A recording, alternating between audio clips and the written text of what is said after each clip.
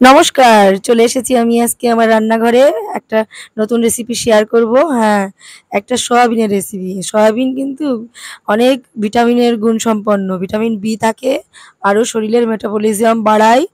আরও কি হয় জানেন তো? ওজন কমায়। এটা খুব ভালো। তো আমি ১ম এ কি করব? সয়াবিনটাকে সেদ্ধ করে নেব। সেদ্ধ করার জন্যে জলটা ফুটিয়ে নিচ্ছি, তার মধ্যে দিয়ে একটু ঢাকা দিয়ে দেব। সয়াবিনটা সেদ্ধ হতে লাগুক। ততক্ষণ দেখিয়ে দেব যে কি লাগবে উপকরণ। আসেন দেখে নিই কি উপকরণ লাগবে। হ্যাঁ, আদা বাটা লাগবে, রসুন বাটা লাগবে, জিরে বাটা লাগবে, ধনে বাটা আর ফোড়নের জন্য লাগবে তেজপাতা, শুকনো লঙ্কা আর গরম মসলা এখানে দেখানো নেই। আর কাঁচা পাকা লঙ্কা বাটা, আলু, উম টমেটো আর পেঁয়াজ কুচি লাগবে। আর একটু নেবো গরম মসলা। এই দেখেন সিদ্ধটা আমার কি সুন্দর হয়ে গেছে। এবার উঠিয়ে নিই সম্পূর্ণ। উঠিয়ে নিয়ে এটাকে বেশ সুন্দর করে জলটা ঝরিয়ে নিতে হবে।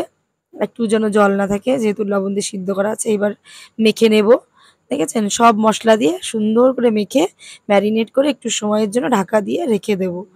আর সুন্দর হবে তাহলে, একদম মসলাটা ওর ভেতরে ঢুকে যাবে। ঢেকে দিচ্ছি একটু। এটা একটা রান্নাটা একটা নতুন টুইস্ট আছে। কি বলেন তো? হাঁড়িতে রান্না করছি রান্নাটা। ফোড়ন দিয়ে দিচ্ছি। ফোড়নের সঙ্গে এবার আলু দিয়ে দিই। আলু দিয়ে আলুটা একটু ভাজা করে নেব, তাহলে ভালো হবে। টমেটো, এইবার মসলা মাখা সেই সয়াবিনটা দিয়ে দিলাম। দিয়ে সুন্দর করে কষাবো। এটা বেশ কষানোই রান্না। রান্নাটা যতটা কষাবেন তত ভালো রান্না হবে। তো আরো সুন্দর ভালো লাগবে। আমার কষানো কমপ্লিট। এবার দিয়ে দিচ্ছি জল। জলটা দিয়ে যে যেমন জল খান সেরকম দেবেন। আমি একটু কমই দেবো। আমি একটু কষাই রান্না করব।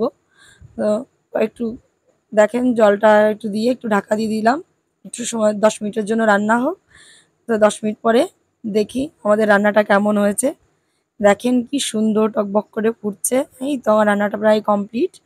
অল্প একটু সময় রেখে নামিয়ে নিলেই আমার রান্নাটা এই দেখেন কমপ্লিট হয়ে গেছে। দেখেছেন? কথা গল্প করতে আপনাদের সঙ্গে কত সহজেই রান্না হয়ে যাবে। আর সয়াবিন তো বাচ্চারা বেশিরভাগই ভালো খায়। যদি বাড়িতে বাচ্চা থাকে তাহলে তো কোনো কথাই নেই। আমার তো রান্নাটা দেখেই খেতে ইচ্ছা করছে, যে জিভে জল চলে এসছে।